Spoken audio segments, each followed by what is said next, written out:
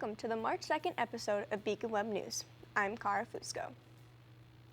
Russia's invasion of Ukraine last week is Europe's largest military conflict since World War II. To bring awareness and increase public knowledge, the Department of History and Political Science have organized the Ocean Conflict Prevention and Resolution Speaker Series. This panel will be held this Thursday, March 3rd at 5 p.m. in Murdoch 218. For more information, including how to attend virtually, check out the link below. On Wednesday the 23rd, MCLA students came together to honor the memory of Isabella Bunce in the Campus Center Quad to share a moment of silence and find hope and healing with each other during this time of loss. As the campus continues to mourn the loss of Isabella Bunce, I talked to some students who knew her. They shared some of their fondest moments as they honored her life. The people I talked to knew Bunce anywhere from within the past year to even before coming to MCLA. I could remember when they first met her. How long did you know Isabella? Well, I knew Izzy since I would say, junior year of high school. We went to the same high school, and we're actually from the same city, Lowell, Massachusetts. So I would say about 6 years. How did you meet her? I met Izzy, we were just casual friends. We would see each other in the hallway, nothing crazy. But then when we met each other here at MCLA, I didn't even know she came here. And when I saw her, I said, "Oh, hey, Izzy, what's going on?" And after that, we just been getting closer. So it started off in high school, and then the relationship got stronger when we started connecting at MCLA. What was she like? That's a great question. Well, Izzy was very loving. She was compassionate. She was caring. She had a strong love for others, and she was also athletic. She played volleyball. She loved God. She really loved to get closer to the Lord, and she was someone who was reliable. Someone who would be there for you. She was the type of person, if you wake up in the morning, she would rush downstairs or rush upstairs to go and say good morning to you. She was someone who was very focused on the little things. And it was something that was inevitable, and essentially something that would stick in the back of our minds whenever Izzy would leave us. We would think about those little things she did. So that's one of her strongest attributes and traits she carried. Very caring. What's your favorite memory of her? Favorite memory? There was one time in our townhouse, Izzy came by and we were playing some African music, and Izzy was dancing. She was going crazy. She was going from one side to the other side, just straight up dancing, and it was a great time. It was a great vibe, and we're all enjoying our time together. So that's.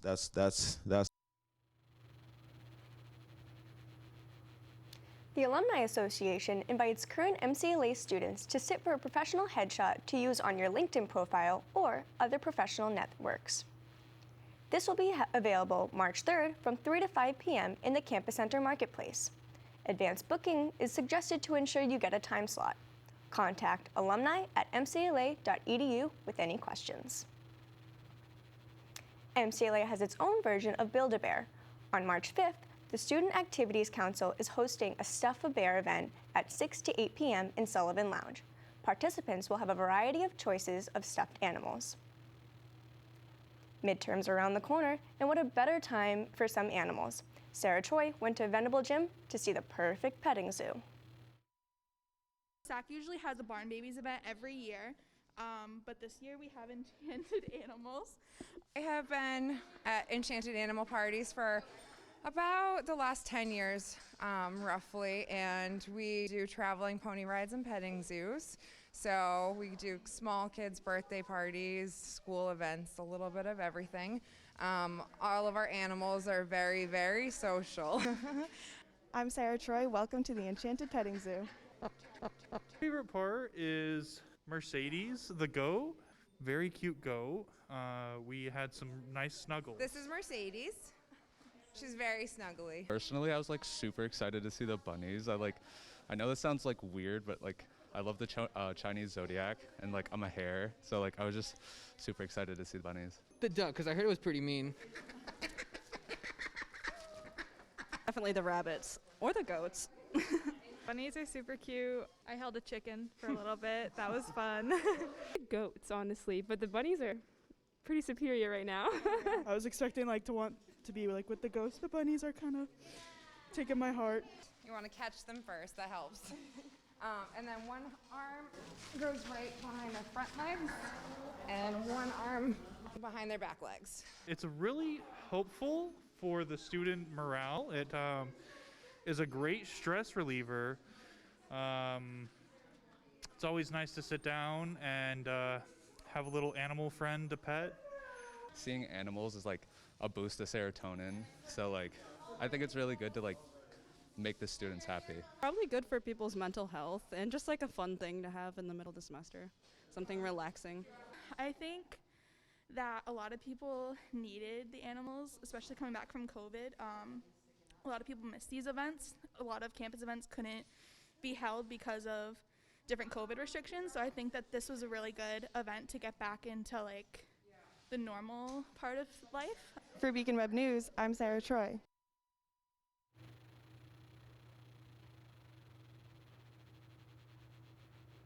Pittsfield and community partners have created a new project called Pittsfield Hub. This project provides help for people in the community who face acute crisis and risks. Pittsfield Hub is led by Pittsfield Police Department and was modeled after the Chelsea Police Department's Hub for Community Safety and Well-Being. The Hub meets every week virtually to review cases of people experiencing mental illness, poverty, substance abuse, and other challenging circumstances. If you're having trouble advocating for yourself and need advice, attend the event How to Effectively Advocate for Yourself on March 8th. This event is hosted by the Center for Student Success and Engagement and will take place in the Friel Library lower level trio space from 12 to 12:50 p.m. Last Friday night, a family of hikers were trapped on Mount Greylock in Adams. The family included a 76-year-old man, 39-year-old woman, and 2 children. The family was tracked by a snowmobile near Rockwell Road on Mount Greylock around 9:30 p.m. No one was injured, and the family was taken to Berkshire Medical Center to be monitored after exposure to the cold. One warm day in February brings more cold days coming in March. For your weekly weather update, here's David. Welcome to your BWN Weather Report. My name is David Jamina. We are now in March and spring is right around the corner. Over the next 7 days, it will often be cloudy and temperatures will generally range from the mid or high 40s to below freezing overnights, which will create icy conditions in places that haven't been cleared as occasional snow showers may still hit us. Starting today, March 2nd, we have partly cloudy skies at 41 degrees. At night, the temperature will dip to 25 degrees with a 50% chance of snow. Mostly cloudy with snow flurries and snow showers, especially during overnight hours.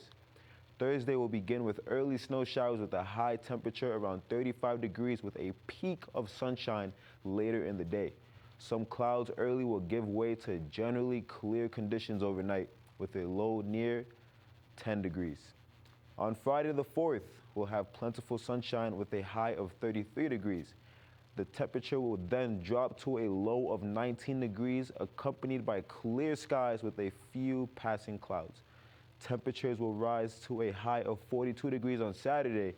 Partly cloudy skies in the morning will eventually give way to cloudy skies during the afternoon and get as low as 33 degrees with a few rain or icy rain showers in the evening.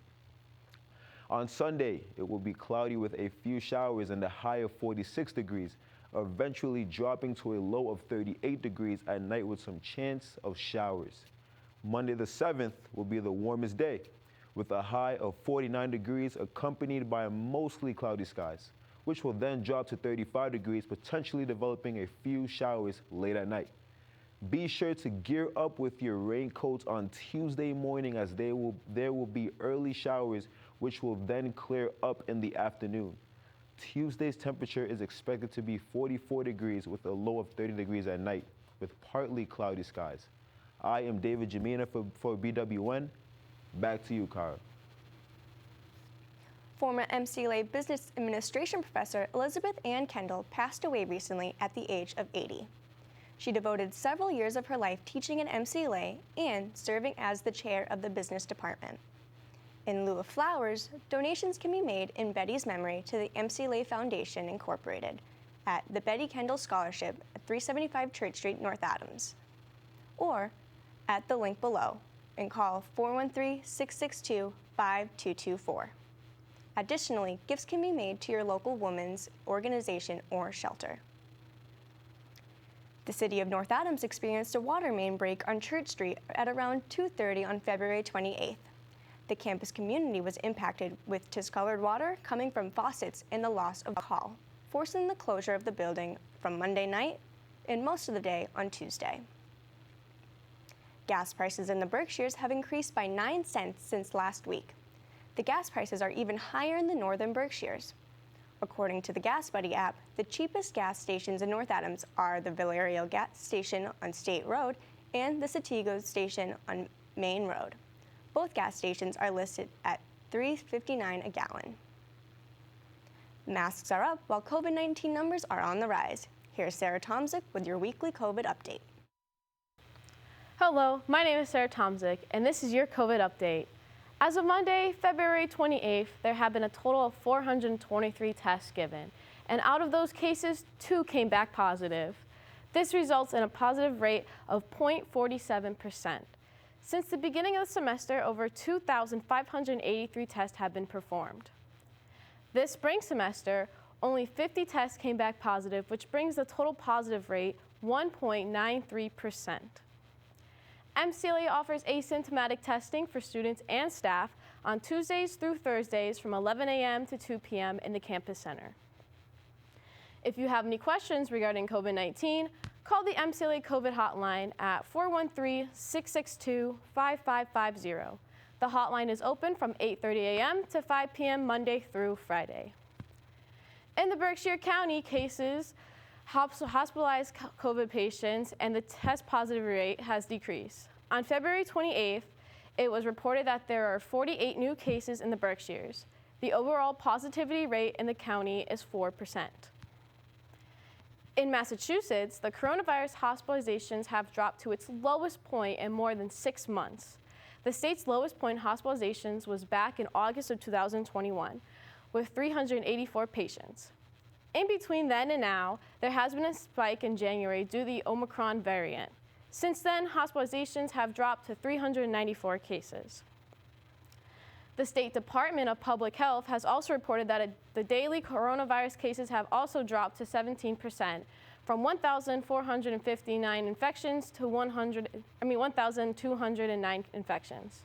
The state's average percent positivity is currently 1.88%. In the United States, many states are easing their COVID restrictions. Michigan, Illinois, Delaware, the city of Boston, and parts of Hawaii are the latest places since the Omicron wave recedes.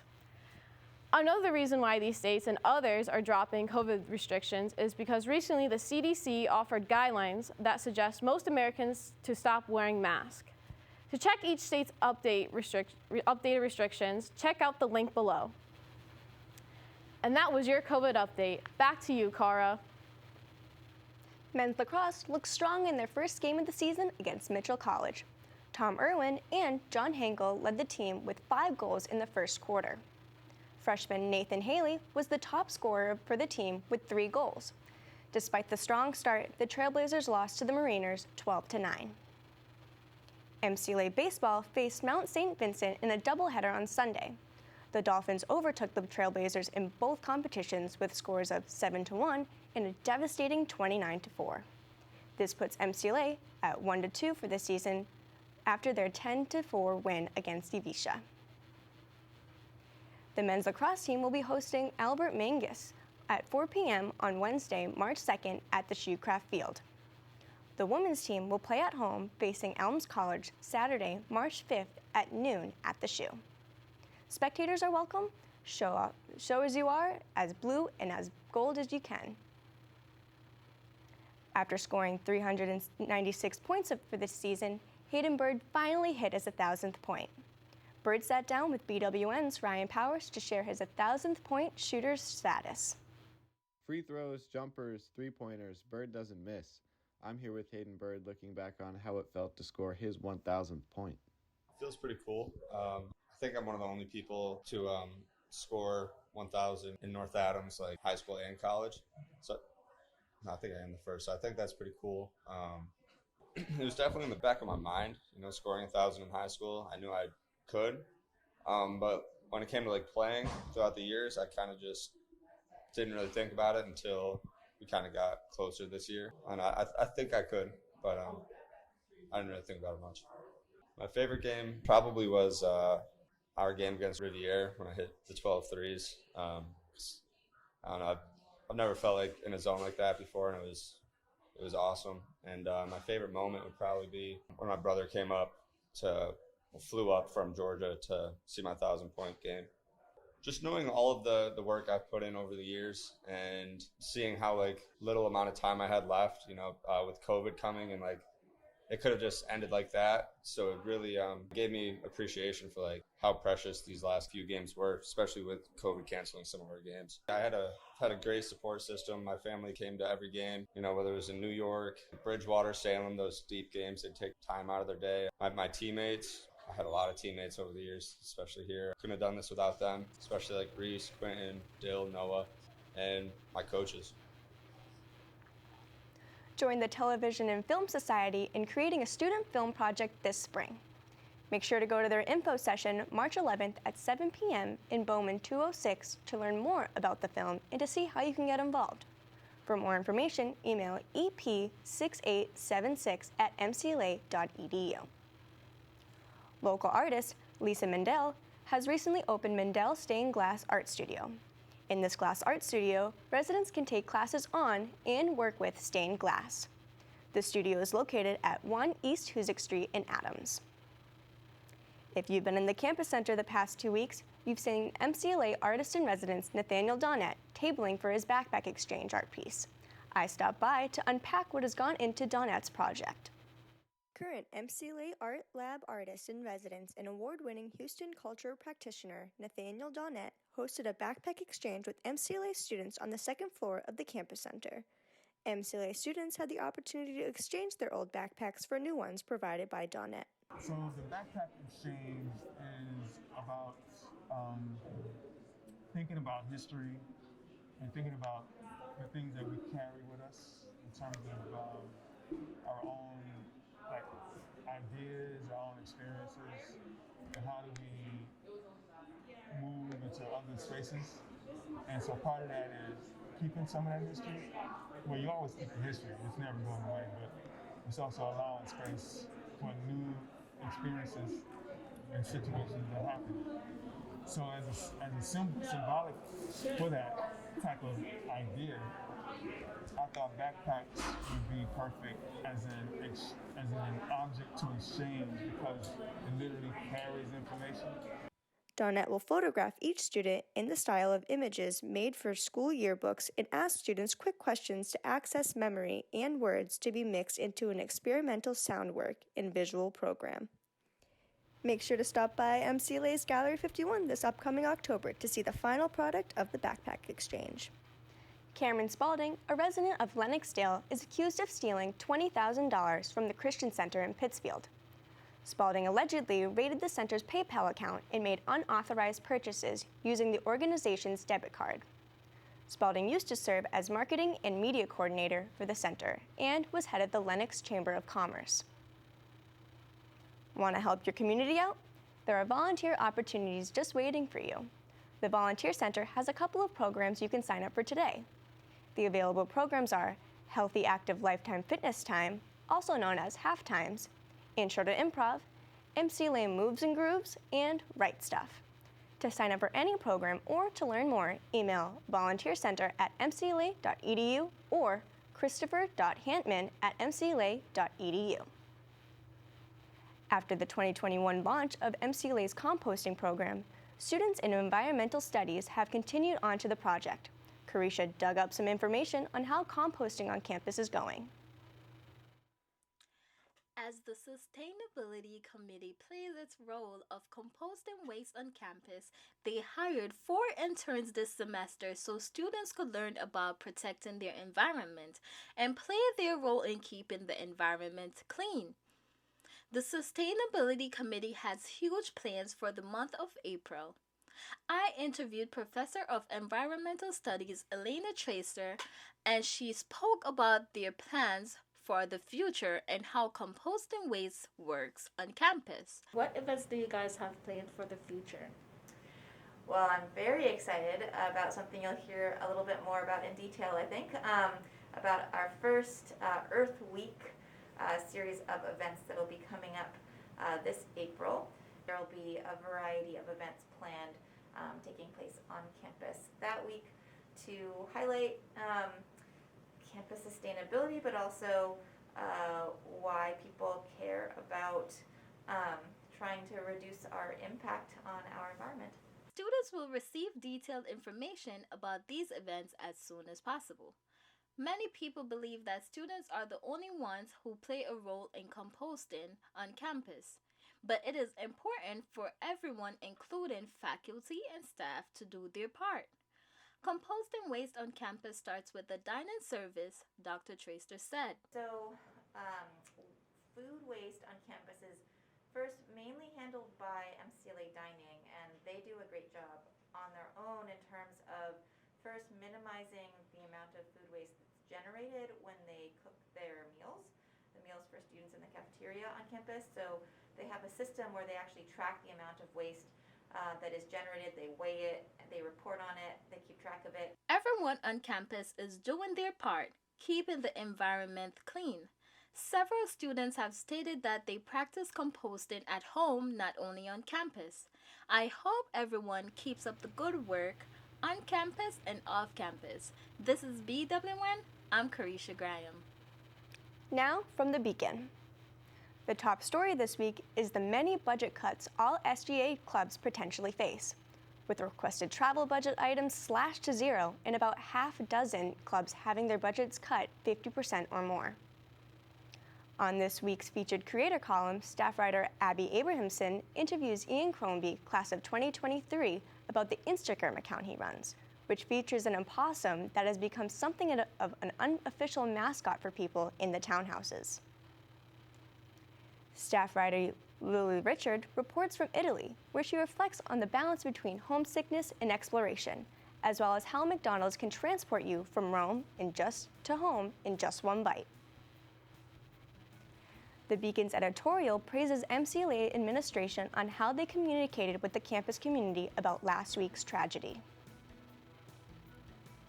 As a reminder, if you are having a hard time managing your thoughts and feelings, call the Suicide Prevention Lifeline at 1-800-273-TALK. You can read these and many more over at theonlinebeacon.com or pick up a copy all over campus. That's it for this week. To stay up to date with BWN, you can follow us on Facebook at facebook.com/MCLABWN. Thanks for watching, and we'll see you next week.